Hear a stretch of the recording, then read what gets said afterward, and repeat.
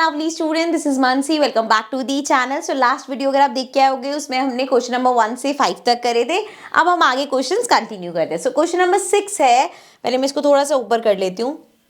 चलो भाई, चलो द क्वेश्चन से summarise the rules of writing for writing of distribution of electrons in various shell for the first 18 elements. तो हम यहाँ पे हमें बताने किस हिसाब से इलेक्ट्रॉन्स डिस्ट्रीब्यूट होते हैं। So the rule for writing of distribution of electrons in various shell for the first 18 elements are, सबसे पहले the maximum number of electrons present in shell is given by the formula 2n square. So 2n square में क्या मतलब है, n होता है हमारा number of orbit. जैसे कि अगर ये हमारा न्यूक्लियस है, सो जो इसकी पहली ऑर्बिट है this is n equals to 1। इसी तरीके से जिसको हम k शेल भी बोलते हैं, सेकेंड ऑर्बिट की अगर हम बात करें तो ये हमारी n इक्वल्स टू क्या हो गया 2, सेकेंड ऑर्बिट है क्योंकि, एंड दिस इज l। उसी तरीके से इससे एक आगे और बढ़ेंगे तो यहाँ पे n equals to 3 because third orbit है ये, एंड ये हमारी m होती है। ठीक है, चलो अब यहाँ पे maximum number of electrons in different shells आ रहा है। यहाँ पे हम यहाँ पे देखते हैं।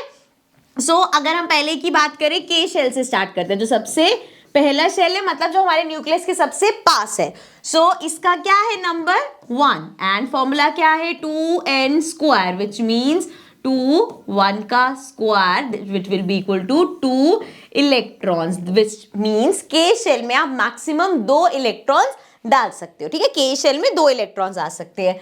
देन एल शेल की अगर हम बात करें तो इसका कौन सा नंबर है, सेकेंड नंबर है। सो फॉर्मूला सेम रहेगा 2n स्क्वायर विच मीन्स 2, ये हो गया 2 का स्क्वायर, सो ये आ गया 2 इंटू 4, 4 2 जा 8, मतलब सेकेंड वाले में हमारे 8 इलेक्ट्रॉन्स आ गए। अब थोड़ा सा ध्यान से समझना, एक और हम आगे जाते हैं। अगर m शेल की अगर मैं बात करती हूँ, सो अब n इक्वल्स टू 3 हो गया, मतलब 2n स्क्वायर में जब हम डालेंगे सो 2 और ये हो गया 3 का स्क्वायर विच मीन्स 2 इंटू 3 का स्क्वायर 9, सो 9 2 जा 18 इलेक्ट्रॉन्स। दैट मीन्स हमारे m शेल में हम 18 इलेक्ट्रॉन्स डाल सकते हैं। ये चीज समझ में आई। अभी जाके हम एक वो जो पॉइंट पढ़ेंगे उसमें, क्योंकि ध्यान रखना है जब हम यहाँ पे वैलेंसी निकालते हैं या जब हम इसको अरेंज करके देखते हैं तब ये पॉइंट कंफ्यूज करता है कि अगर m शेल में 18 इलेक्ट्रॉन्स आ गए तो जब हम यहाँ पे इलेक्ट्रॉन्स लगाते हैं तो हम इस m शेल में सिर्फ 8 इलेक्ट्रॉन्स क्यों लगाते हैं। उसका रीजन है the maximum number of electrons that can be accumulated in the outer most orbit is 8। सो अगर आप यहाँ पे डिस्ट्रीब्यूशन कर रहे हो, ये न्यूक्लियस है, पहली ऑर्बिट में अगर आपने लगा दिए 2 इलेक्ट्रॉन, इसमें तो 2 से ज्यादा आ ही नहीं सकते। उसके बाद आपने दूसरी ऑर्बिट बनाई, इसमें 1 2 3 4 5 6 7 8 लगा दिए, क्योंकि इसमें 8 से ज्यादा आ ही नहीं सकते। लेकिन जब आप m शेल पे जाते हो, इस शेल में कहते तो है हम कि 18 इलेक्ट्रॉन्स आ सकते हैं, लेकिन जब यहाँ पे हम अरेंज करते हैं तो अगर ये हमारी आउटर मोस्ट शेल है तो इसमें हम 8 से ज्यादा इलेक्ट्रॉन्स नहीं डाल सकते। अगर आपके यहाँ पे 8 कंप्लीट होने के बाद, इधर 8 होने के बाद एक और भी बचा हुआ है ना, 1 2 3 4 5 6 7 8, तो उसके लिए हम एक अलग ऑर्बिट बनाते हैं। ठीक है, क्योंकि यहाँ पे क्या होता है, ऑर्बिट अपने आप को समझते हैं कि हाँ भैया अगर मेरे पास 8 इलेक्ट्रॉन्स है तो मैं कंप्लीट हो गया हूँ। तो आप हमेशा इस चीज को ध्यान रखोगे। जस्ट बिकॉज यहाँ पे हम देख रहे हैं कि 18 इलेक्ट्रॉन्स आ सकते हैं तो सारे इलेक्ट्रॉन्स इसमें नहीं लगाते। ये रूल भी ध्यान रखते हैं कि maximum number of electrons that can be accumulated in the outer most orbit is 8। ठीक है, ये चीज का ध्यान रखना है।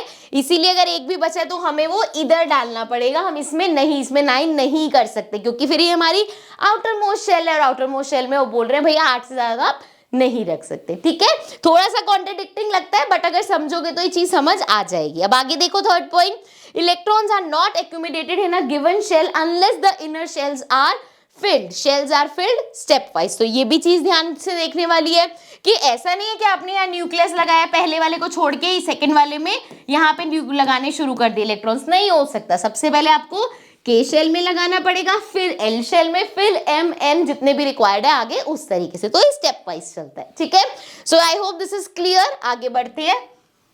नेक्स्ट क्वेश्चन नंबर 7 है, define valency by taking example of silicon and oxygen. पहले डिफाइन कर लेते हैं वैलेंसी को। The valency of an element is the combining capacity of that element. The valency of an element is determined by the number of valence electrons present in the atom of that element. So हम यहाँ पे कैसे valency निकालते हैं ये मैं आपको notes में भी सिखा चुकी हूँ, तो यहाँ पे आपको सिर्फ डेफिनेशन बतानी है एंड इन्होंने बोला है सिलिकॉन और ऑक्सीजन के एग्जांपल से समझाना है, तो हम यहाँ पे उसकी वैलेंसी निकाल के दिखा देंगे। ठीक है, चलो सीधा यहाँ पे हम सॉल्व करते हैं, देन समझ आ जाएगा, और जिन्होंने नोट्स में नहीं भी देखा होगा।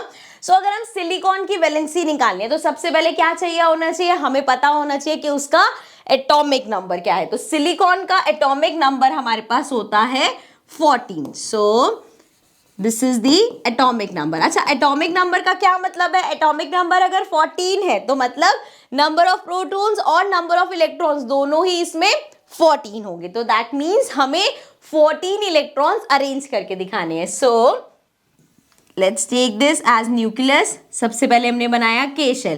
के शेल में कितने डाल सकते हैं हम? सिर्फ 2 इलेक्ट्रॉन, सो 1 2।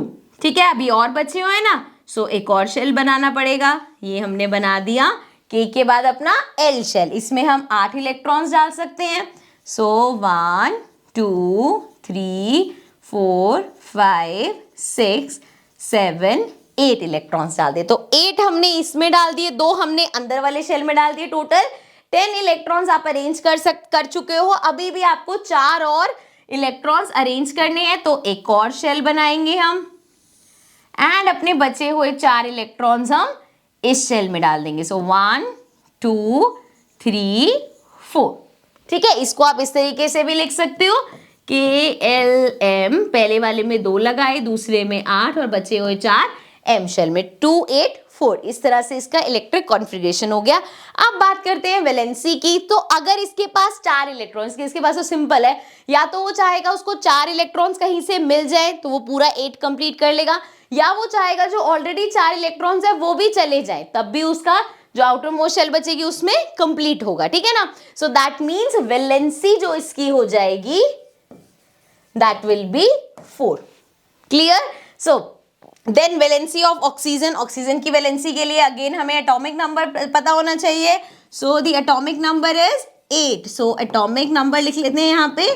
ऑक्सीजन का एटॉमिक नंबर 8 है, दैट मीन्स हमें 8 इलेक्ट्रॉन्स प्लेस करने हैं। सो ये हमारा न्यूक्लियस हो गया, ये हो गया फर्स्ट शेल। इसमें हम कलर चेंज कर लेते हैं भाई, इसमें हम 2 ही इलेक्ट्रॉन्स लगा सकते हैं। सो यहाँ लगा दिए हमने 2 इलेक्ट्रॉन्स। अब भैया एक और शेल बना लो। इस शेल में अच्छा हमारे पास इलेक्ट्रॉन्स कितने बचे? टोटल हमारे पास 8 इलेक्ट्रॉन्स थे, 2 हमने लगा दिए, सिर्फ 6 ही तो बचे। सो 1 2 3 4 5 6।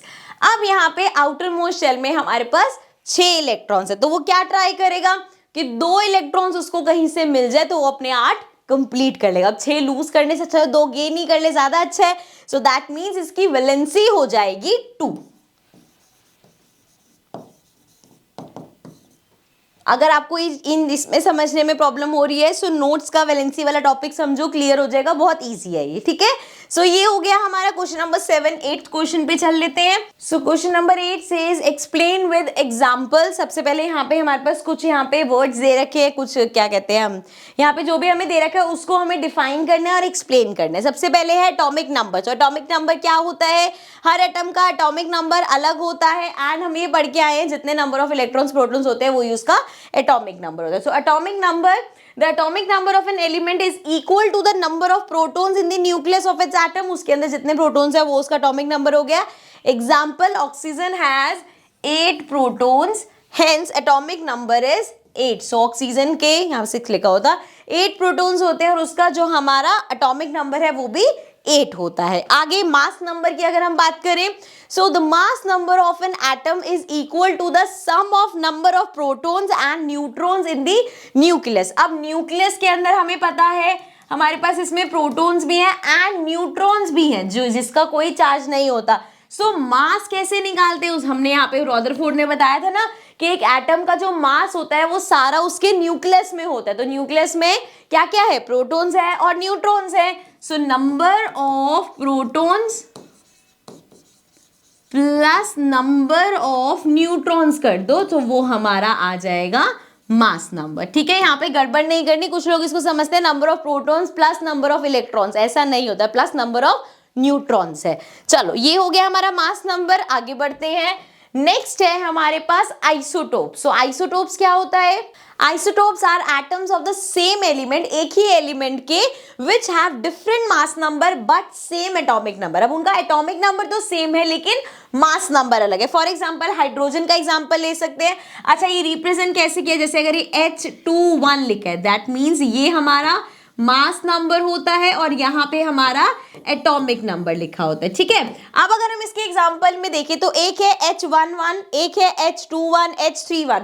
यहाँ पे इसके नाम भी आपके पास अलग है, सबके आपको नाम याद रखने की जरूरत नहीं है, बट इसमें है आपके पास एक हाइड्रोजन हो गया, टिटेरियम हो गया, डिटेरियम हो गया, DT, उस तरह से करते हैं। एक हमने शायद इन बिटवीन क्वेश्चन भी किया था ऐसे।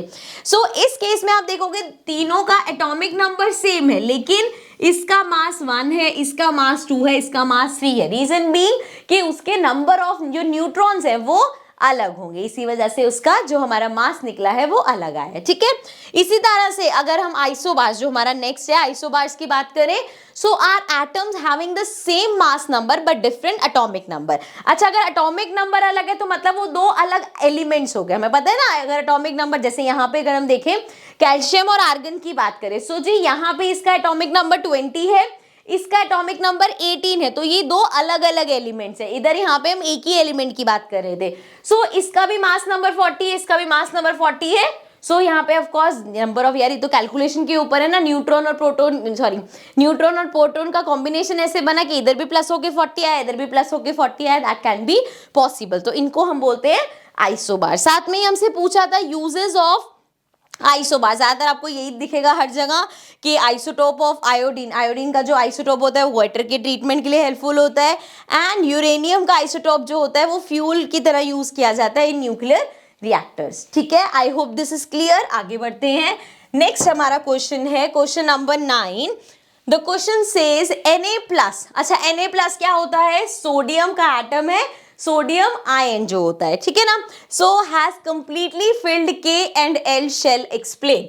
Na+ की बात हो रही है, सिर्फ Na की बात नहीं। देखो अगर मैं यहाँ पे आपको पहले एक्सप्लेन कर देती हूँ। सोडियम की बात करें अगर हम, जी सोडियम हमारा होता है Na, एंड इसके अगर हम एटॉमिक नंबर की बात करें तो सोडियम का एटॉमिक नंबर क्या होता है?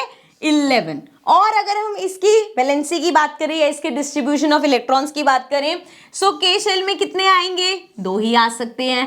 L शेल में कितने आएंगे? 8 आ जाएंगे। सो 8 + 2 10, एक बचा सिर्फ।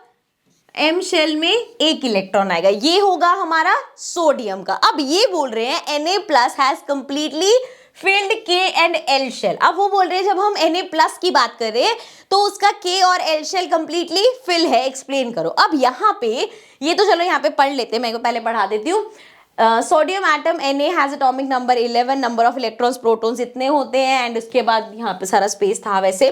तो इसकी अगर हम क्लासिफिकेशन करेंगे तो यहाँ पे K शेल पूरा भरा हुआ है, L शेल पूरा भरा हुआ है, और हमारा जो M शेल है उसमें 1 इलेक्ट्रॉन है। ये सारी बात हो रही है Na की। जब हम Na+ की बात करते हैं, दिस मीन्स हम सोडियम के आयन की बात करें। जब उसने अपना ये जो 1 इलेक्ट्रॉन बचा हुआ है इसको लूज किया होगा, तो यहाँ पे फिर उसके पास तो K और L भरा हुआ ही है ना। देखो sodium atom Na loses 1 electron, 1 electron उसने लूज कर दिया to become stable and form Na+ ion. अब सोडियम ने, ये जो सोडियम हमारा बोलते हैं ना कि अब उसके पास एक इस लास्ट में 1 बचा तो उसको लूज कर देगा, गेन कर लेगा, तो यही चीज हुई है। सोडियम ने अपना लास्ट में जो शेल में 1 था उसको लूज करने का ट्राई किया, लूज करने के बाद उसने क्या बनाया? Na+ ion. Hence it has completely filled K and L shell. तो जब ये एक वो लूज कर ही चुका है तो K और L शेल तो कंप्लीट होंगे ही ना जो बनाए। ठीक है, क्लियर। सो ये था 9th क्वेश्चन। 10th क्वेश्चन पे आ जाते हैं। इफ ब्रोमाइन एटम, अच्छा दिस इज थोड़ा सा लंबा क्वेश्चन, तो will take this in the next session. थोड़ा सा इंटरेस्टिंग में, मैं नहीं चाहती वीडियो को इतना खींच के आपको लास्ट में इतना थोड़ा डिफिकल्ट सा क्वेश्चन कराऊं। So in the next video इसी क्वेश्चन से स्टार्ट करेंगे, बाकी के क्वेश्चंस कंटिन्यू करेंगे नेक्स्ट वीडियो में। I will see you all in the next video. Till then take care and bye bye.